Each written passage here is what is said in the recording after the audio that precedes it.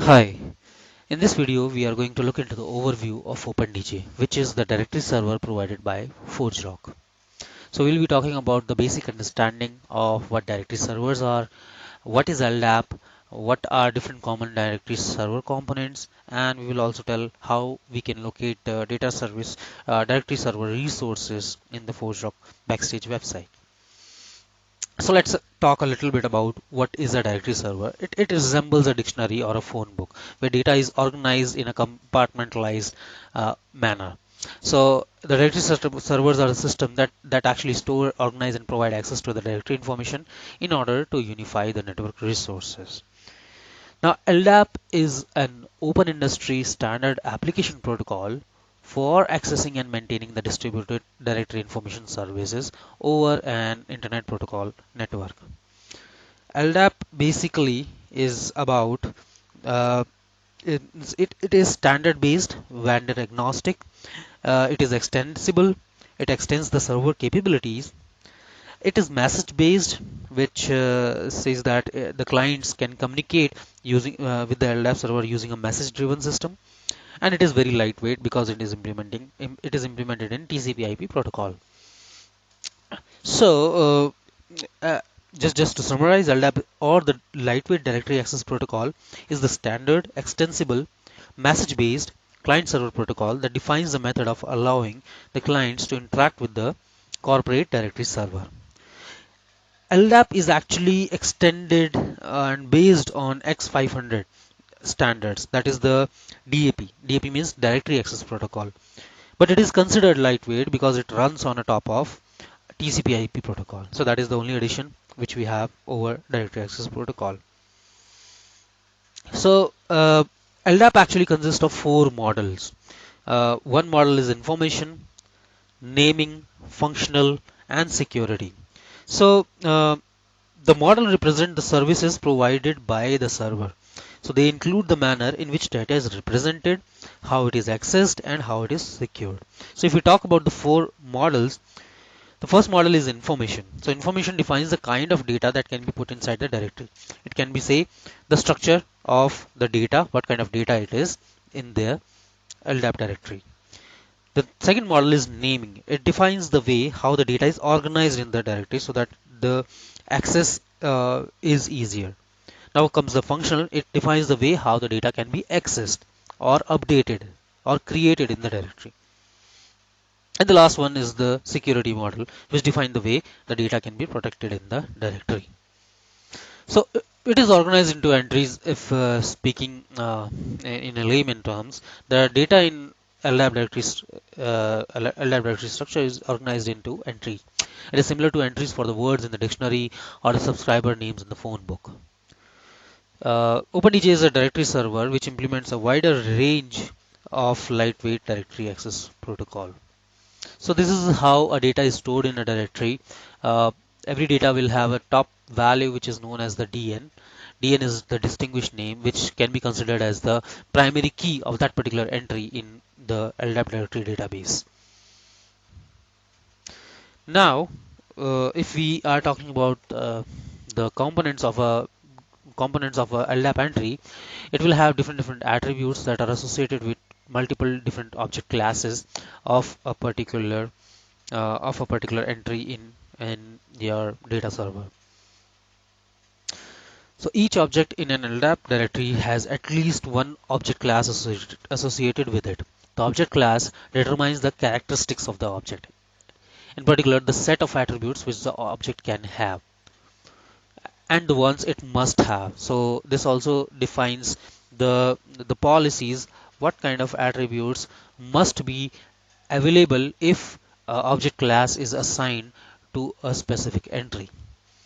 The object classes of all objects in the directory forms a class hierarchy. It's similar to the Java hierarchy where have a parent class and then we have a inherited class. So the parent class or the child class hierarchy is implemented in LDAP as well. So there will be a class in Java which is the object class, which is the topmost class, which can be the parent of every class which is mentioned in Java. Similarly, in LDAP, the classes top and alias are considered as the root of the hierarchy or the topmost classes which is inherited by every other class in LDAP. If we talk about a specific user entry, the organizational person object, which is a subclass of person object class, which in turn is subclass of top. So when creating a new LDAP entry, you must always specify all the object classes to which the new entry belongs to. That will define what kind of entry an LDAP class is.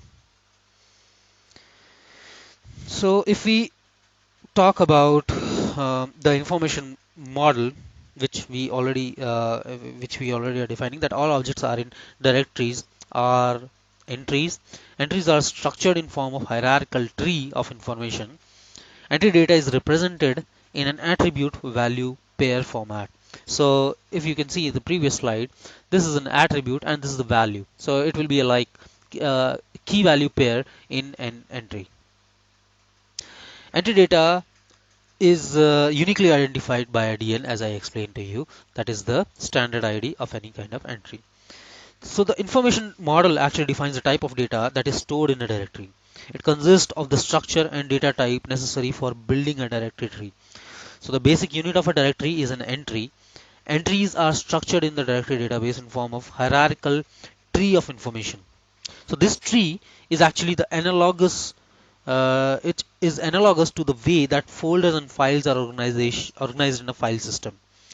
So the tree will be like you will have nodes and then you will have subnodes, similarly to a file structure where you will have folders, and inside the folders you can have another folders, and inside the another folder we will have a file.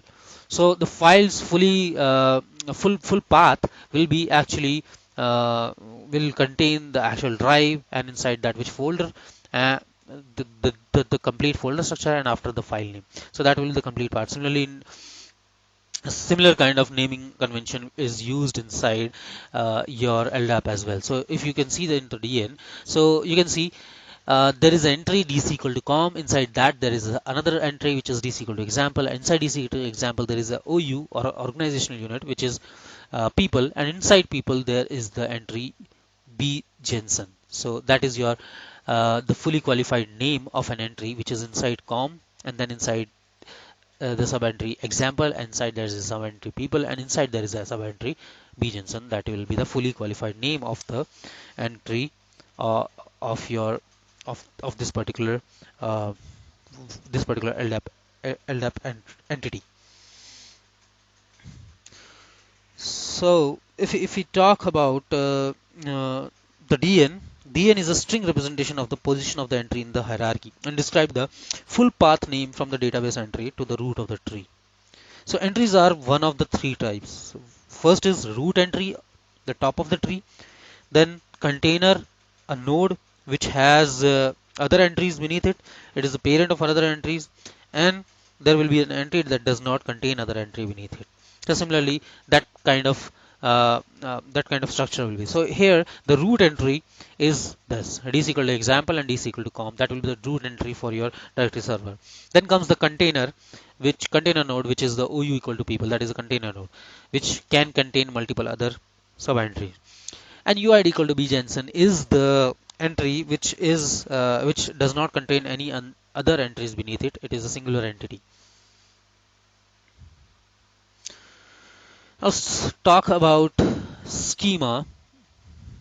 So a schema is a set of rules that define what may be stored in a directory entry. So a schema maintains the integrity and quality of the directory data. So schema elements are attributes, object classes, and syntax.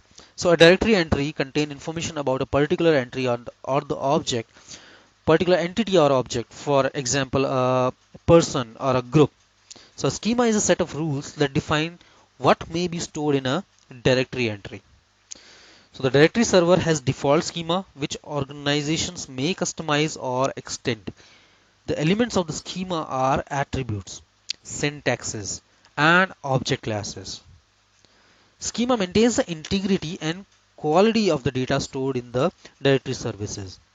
So in addition, they also provide a well-documented and predictable method for directory-enabled application to access and modify objects within the directory. The directory server process validates information from LDAP clients before storing it in the database. So this process is called as schema checking and is enabled by default. So under certain circumstances, schema checking can be disabled, and that will be seen in the later section in this course.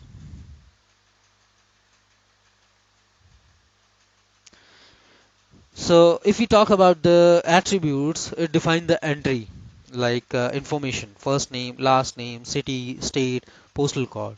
So it can contain single or multiple values. It also contains the syntax, what type of entry this particular attribute should contain. It can be a JSON object, it can be a string, it can be a distinguished name from other LDAP attribute, it can be a relationship. So this is what your attribute may have. So here if we go to the previous slides, here this one entry inside your bjenson's entity is known as the attribute. So UID is an attribute and the value of that is bjenson. Now UID is in form of string. Okay, so this is what an entry may look like. Now object class is also an attribute. What kind of object class is consisting of your user entry over here? Now object class is a multi-valued attribute. You can see an object class is occurring multiple times which contain different data. So an object class contains INET or person, organizational person, POSIX account, and top. So similarly, your attribute can contain singular values and multiple values. So an attribute can also be uh, defined to allow multiple value or just one value, as I explained. It is either mandatory or optional for a particular type of entry. When an attribute is mandatory and directory administrators use schema checking to enforce the schema, administrator must provide a value for that attribute when they add or modify the entries using LDAP operation. So if I make uh, any entry here in the schema as required, then whenever I'm creating this particular entity, I have to provide the value of this. So for a user entry, password and distinguished name and UID and CN, they might be the required values that has to be provided. If we are not given it, the LDAP operation for creating it will fail.